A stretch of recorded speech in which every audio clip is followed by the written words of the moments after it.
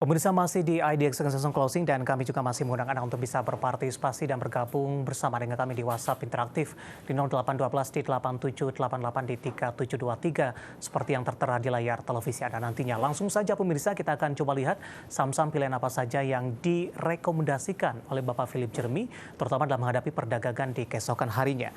Saham pilihan yang pertama datang dari perbankan, ada BBTN lebih ke arah buy on break dengan support yang bisa diperhatikan di 12.30, kemudian resisten hingga ke 1.400. Kemudian dari produsen rokok ada HMSP lebih ke arah buy on weakness 860, resisten hingga ke 955. Kemudian juga dari konsumer lainnya ada INDF juga direkomendasikan buy on weakness 6.050 hingga 6.975. Tiga saham pilihan yang direkomendasikan dan lagi-lagi keputusan investasi tetap ada di tangan pemirsa IDX Channel. Kita lanjutkan kembali perbincangan bersama dengan Bapak Philip Jeremy, financial educator dan technical analis Sukor Sekuritas. Pak Philip, tiga saham pilihan yang Anda rekomendasikan, kita ke BBTN terlebih dahulu Pak. Buy on break di level berapa? Tapi sebelumnya, terutama dari sisi teknikal, seperti apa pertimbangannya sehingga BBTN direkomendasikan jika dibandingkan dengan saham-saham perbankan lainnya? Ya, yang pertama dari sisi teknikal, BBTN ini termasuk yang salah satu valuasinya paling murah. Kemudian yang kedua kita perhatikan juga dia membentuk pola pattern double bottom, di mana area level neckline dari double bottomnya tersebut itu ada di harga 1.300 dan tadi resistance disebutkan di harga 1.400. Ya, kemudian yang ketiga beberapa sentimen. Yang pertama adalah NPL atau non-performing loan dari BBTN ini dipangkas hampir 900 miliar sehingga kemungkinan besar labanya akan naik.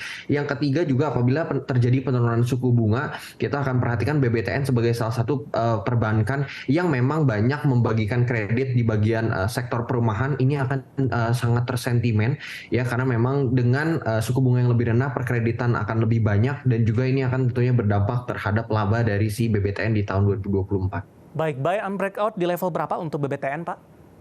1.300. Oke, penutupan hari ini untuk BBTN di sesi kedua di 1.265 tadi sempat ke Rp1.315 intraday tertinggi di sepanjang hari ini.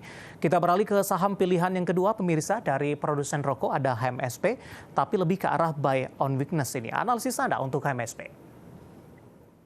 Oke, untuk HMSP juga potensinya ini sama, pembentukan double bottom di mana kita perhatikan neckline itu sebenarnya masih sangat jauh di harga 1.000 ya. Sekarang masih sangat-sangat di area level support. HMSP juga kalau kita perhatikan potensi labanya rokok kalau kita perhatikan meskipun cukai terus dinaikkan, kita lihat aja dari laba mereka di sepanjang tahun 2023 memang labanya mengalami peningkatan dibandingkan tahun kemarin sehingga ini menurut saya dengan meskipun kita memasuki tahun pilpres dan beberapa sektor-sektor akan cukup volatil, rokok menurut saya akan tetap menjadi salah satu sektor yang patut untuk dipantau di tahun 2024. Resisten terdekat untuk HMSP Pak? Resisten terdekat menurut saya di level 955. Oke, buy on weakness tadi di level berapa Pak Philip? Buy on weakness di sekitar level 900 di harga sekarang. Oke, level penutupan perdagangan hari ini buy on weakness-nya, kemudian juga dari sisi target tadi juga sudah disampaikan untuk target resisten terdekat. Kita beralih ke saham konsumer lainnya. Anda lebih merekomendasikan untuk saham pilihan yang ketiga ada INDF Pak, juga direkomendasikan buy on weakness. Ya, untuk INDF saya sih melihat pergerakan ICBP-nya ya, di mana laba INDF dan ICBP dua-duanya itu sama-sama kita melihat peningkatan yang sangat signifikan di tahun 2023 kemarin.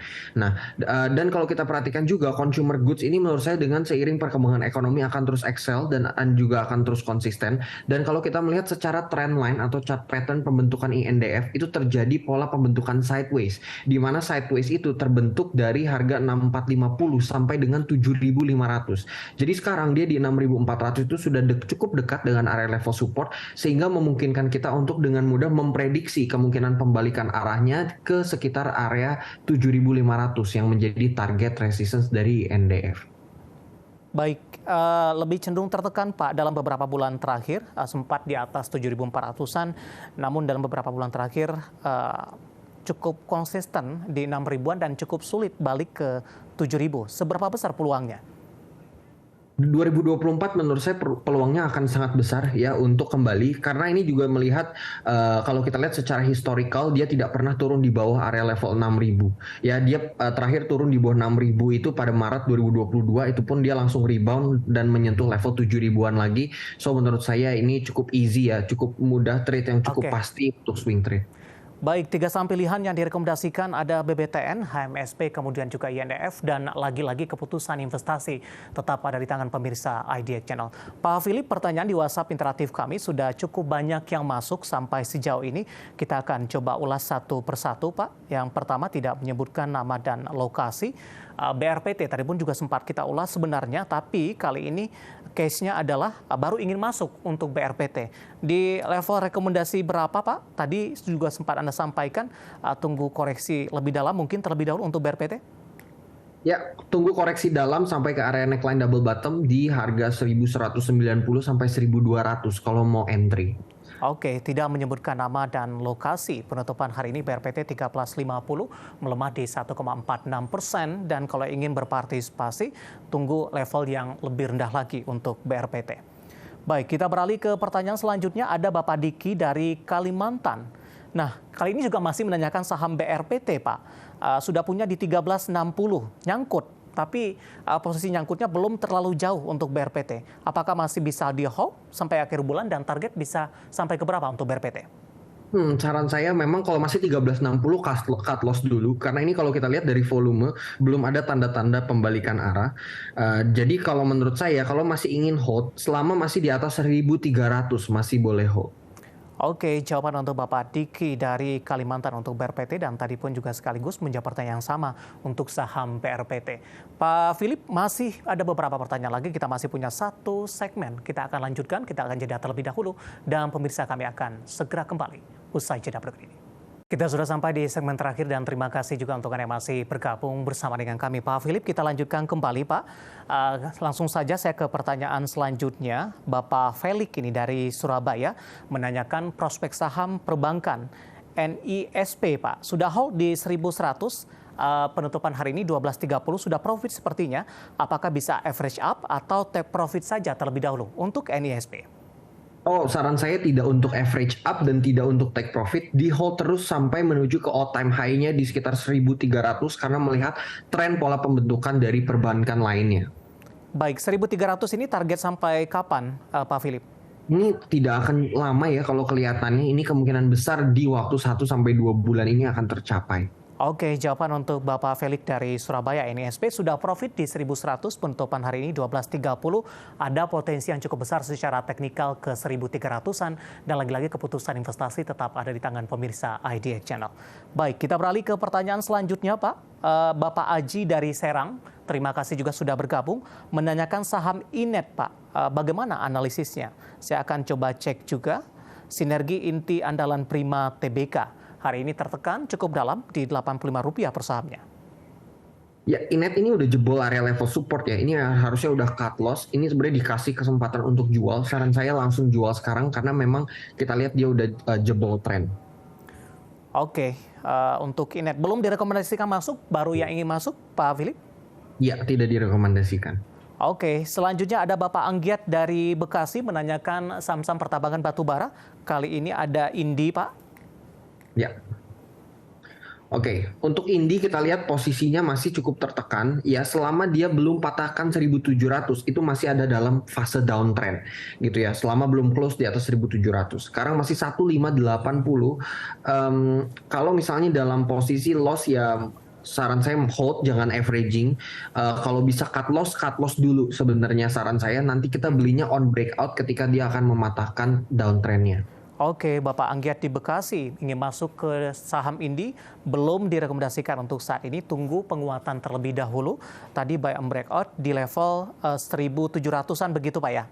Betul. Oke, apakah di level 1.700-an ini peluang penguatan lanjutan kalau level ini ditembus akan terbuka lebar Pak Philip? Ya, terbuka lebar sampai ke sekitar 2000-an, bahkan itu terdekatnya kalau kita mau lihat itu di sekitar 2190-an kalau berhasil close di atas area tersebut. Baik, Bapak Bong dari Jakarta kembali menanyakan saham pertambangan batubara ITMG, Pak. Nyangkut cukup tinggi di 32.000. Analisis Anda? Di 32.000 ya. Kalau di 32.000 ini positif skenarionya ini kemungkinan cuma sampai 29.000. Kalau sampai ada penguatan ke 29.000 dekat 30.000 cut loss di sana. Tapi kalau sekarang memang lossnya jauh dan muatannya cukup besar, ya silakan hold ya kemungkinan. Tapi menurut saya nanti hold dijual di on strength ketika dia mencapai level 30.000 kecil. Oke, tidak direkomendasikan averaging down, Pak? Belum, untuk sektor batu bara belum terlalu karena memang pergerakannya masih terlalu downtrend untuk kita berani averaging. Baik, target sampai ke 30.000 sampai di kuartal pertama 2024 atau lebih? Ya, kemungkinan di kuartal pertama ini harusnya juga udah hit ya. Baik, selanjutnya ada Bapak Andrew dari Tangerang Selatan. Kali ini menanyakan saham Astra Internasional, Pak. Untuk jangka pendek minggu depan, juga sampai dengan akhir bulan, sudah ambil posisi di 57. Hari ini Astra kembali tertekan. Ya, cuman menurut saya tertekan, tapi masih dalam batas wajar. Di dalam area level support, ini sudah menjadi demand area untuk Astra. 5.700 harga yang bagus untuk hold. Kemungkinan besar di tahun depan harapannya untuk Astra ini akan excel ya karena beberapa lini bisnisnya hopefully terdorong dengan sentimen positif ekonomi, pertumbuhan ekonomi. Jadi hopefully ini Astra ini akan excel di tahun 2024. Saya akan rekomend untuk terus hold. Terkait produsen Daihatsu memberikan pengaruh tidak, Pak, untuk Astra? Ya, terbukti tidak terlalu berpengaruh ya. Ya. Kita perhatikan, saya juga kemarin sempat baca beberapa beritanya karena memang ya tidak terlalu berpengaruh terhadap Astra sebagai grup besar. Baik, jawaban untuk Bapak Andrew di Tangerang Selatan untuk Astra Internasional dan lagi-lagi keputusan investasi tetap ada di tangan pemirsa IDX Channel. Pak Philip, waktu kita cukup terbatas. Tampaknya pembahasan tadi sekaligus mengakhiri kebersamaan kita di IDX Second Session Closing untuk kali ini. Dan terima kasih juga untuk Anda yang sudah berpartisipasi dan silakan bergabung bersama kami kembali di waktu dan di program sama di perdagangan di minggu depan. Pak Philip, terima kasih. Sehat selalu, Pak. Sehat selalu juga untuk Mas David dan seluruh tim IDX Channel. Baik, ada Bapak Philip Jeremy, Financial Educator dan Technical Analyst Sukor Sekuritas. Akhirnya, saya David San Oval dan seluruh kerabat kerja yang bertugas mengucapkan terima kasih dan sampai berjumpa kembali.